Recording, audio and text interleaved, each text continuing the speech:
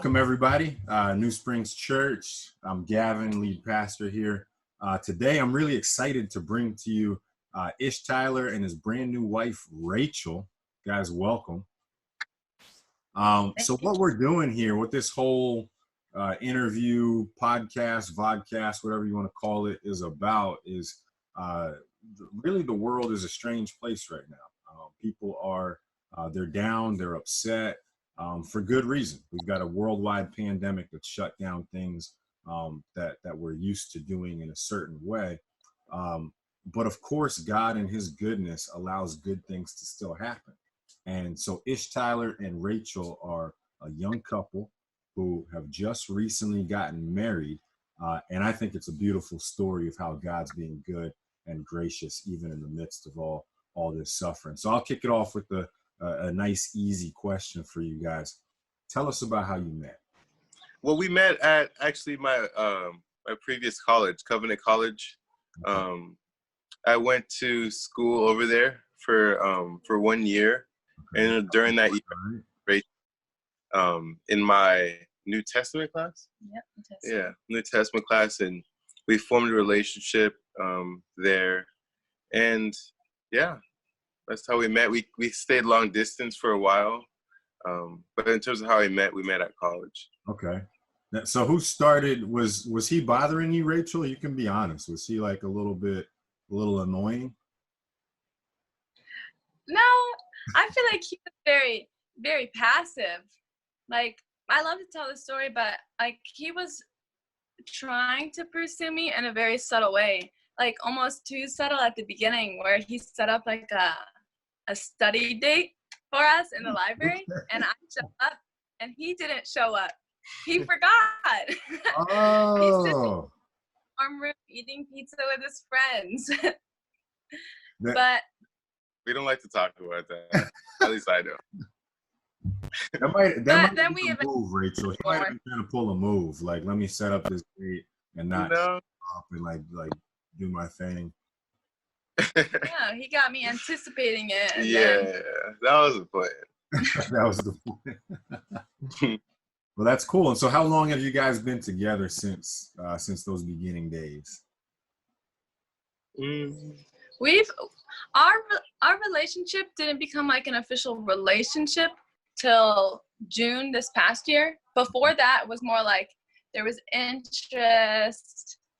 We went back and forth between being interested and then just being friends. So okay. Because it was a long distance since he didn't return. Like, we met spring semester and then we were long distance that summer, and then he didn't return in the fall, but I did. Okay. And so we just had to, yeah.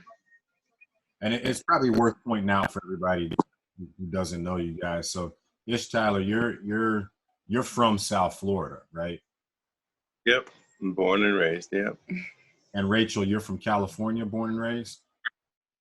I was born there, but I grew up in Chicago, but we moved back a couple of years ago. Gotcha. Okay. So Rachel, California, Ishtyler, Florida, you guys meet together in college. Ishtyler pulls a move with a study date. You guys become friends. So when did the proposal happen? When did those thoughts start coming into your mind? When would you say? Rachel's the one that's good with the dates. Yeah, but I mean, when we started talking about it more. I mean, I think when we got together in June last year, like, we knew it was going to be long-term and serious, since we had already like had a long-distance friendship thing for like over a year. We knew. Yeah, I mean, it was technically like a friendship, but like for me at least, I felt like we were getting to know each other. Like we're in a relationship, like we would talk very often. I was getting to know her. I obviously really liked her. So I mean, it basically was like that, just without the label. I feel like we got to know each other very, very. That's cool. I feel like that's kind of rare because it's we live in a society where relationships are kind of, you got to get to you got to get to the point where you guys are together and do that as quickly as possible. But playing the long game, the long road of let's be friends, let's get to know each other, let's really dive into each other's personalities and the depths of who we are before making this lifelong commitment, which is a serious deal. And so you guys get engaged and you decide that's what we're going to do. We're going to get together. We're going to get married. We're going to commit before God to love each other for life. So when was your original wedding date set? It was supposed to be May 23rd Okay. of this year. Okay. So Yeah, in LA. Yeah, California. So that would have been coming up soon, May 23rd in California. And then obviously that date was set long before anybody knew that a pandemic had happened. So for those that don't know, tell us a little bit about how the pandemic has affected your wedding date in particular.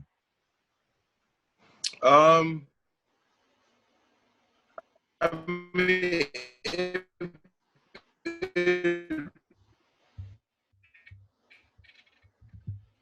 we really were stages of the round that we could have had the wedding. People would have, attended. It would have been great.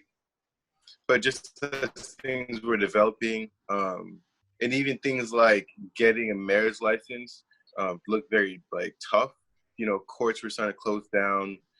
Non-essential businesses are closing down. Things just were starting to get tough. So we made the decision to get married, basically, very soon.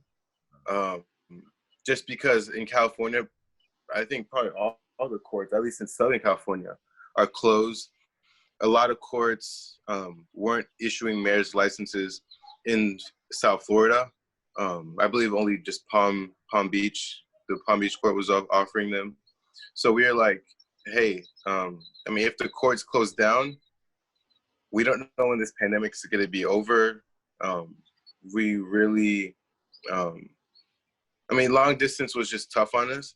So we really wanted to make it happen when we know we could make it happen. We didn't want to, give our marriage date to the pandemic. We wanted to make it on our terms. So, yeah, Rachel was like, I'm ready to leave my family, and yeah, we made it happen. I think we would have got married a little sooner, except because he had come to terms with the fact that our wedding was probably not going to happen, but I was holding on to it because I had done all the planning, and I'd already got a dress, booked all the vendors, venue, and I was like, I don't know, I didn't want to just drop all of that and then move across the country and say goodbye to my family and not have them even be there. And so I was really hesitant to go, but then we almost did it at one point, and then I was like, it just felt too soon, too scary for me.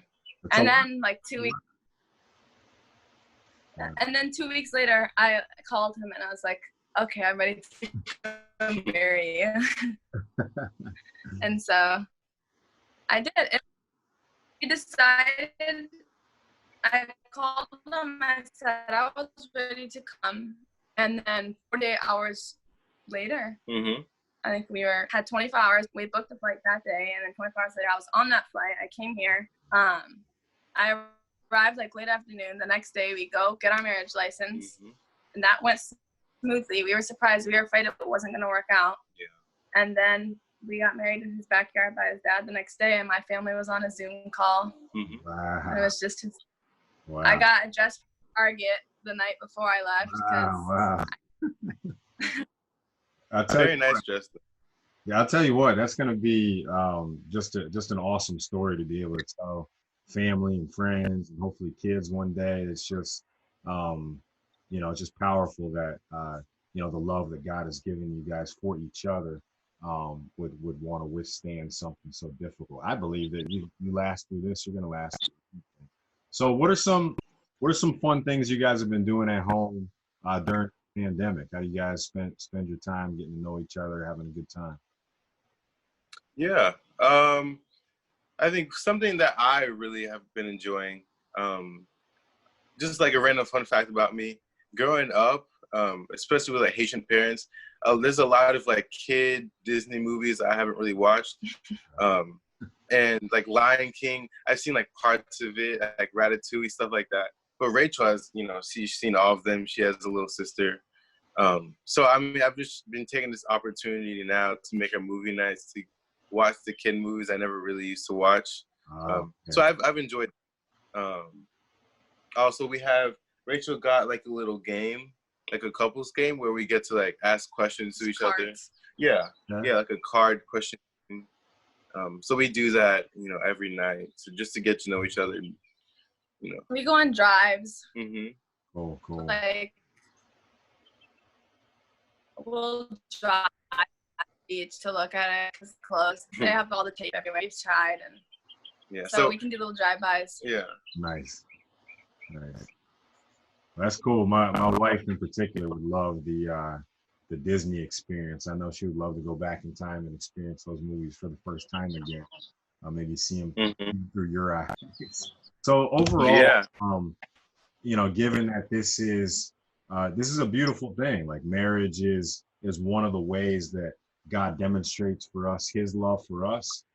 It's a picture of Christ's love for the church. So the way you guys love each other tells the world something about how Jesus Christ loves us as the church. And Paul even calls it a mystery, a beautiful one at that. And so the fact that God would put you guys together and allow this grace to occur, even in the midst of all this panic, is a really beautiful thing. And I think that story, I know it ministers to me.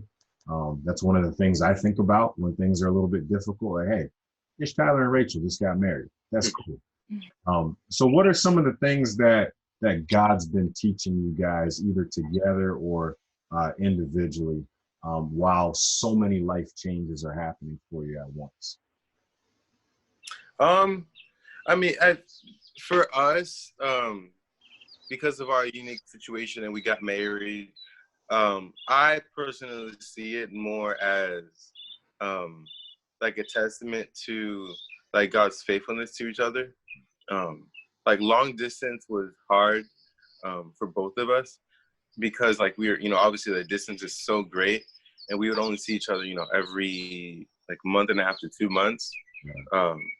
And that was us trying to make it happen. And yeah, it was just tough. And so just seeing how God has prepared us for, now, and just letting us be together, I'm just very thankful and happy that God has blessed us the way that He has right now. And I think He's teaching us a lot about just relying on Him, like making like these super big decisions and planning our whole future around, like, in an uncertain time, has been really tough and has like really had us just lean on Him more.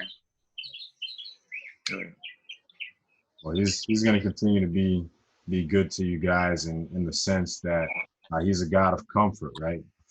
Philippians 4 talks about how we shouldn't be anxious for anything, but in everything, with prayers and supplications, to put our anxieties on Him, and the peace of God, which transcends our understanding, will guard your hearts and minds in Christ Jesus. And so continue to grow together, pray together, love each other well, play those card games, watch Disney movies, take those drives, enjoy God's creation. And I'm excited to see what He's building. And I'm excited for the church to get to meet you guys as a couple when all this clears up. And so we look forward to that day with hopeful expectation. Really glad you guys can join us for this. Any other thoughts, final words you want to say to me or say to the church? Just that, we're excited. I'm personally excited to like, show Rachel as my wife to the church and all her friends, over there. So yeah, we're just excited. Yeah, that's awesome. Well, love you guys already as my brothers and sisters in Christ, and can't wait to be together physically. The Zoom stuff is a little weird, but we're gonna get together soon. Yeah, we're over. All right, you guys take care. Have a blessed Sunday and the rest of your week. Thank you. You too.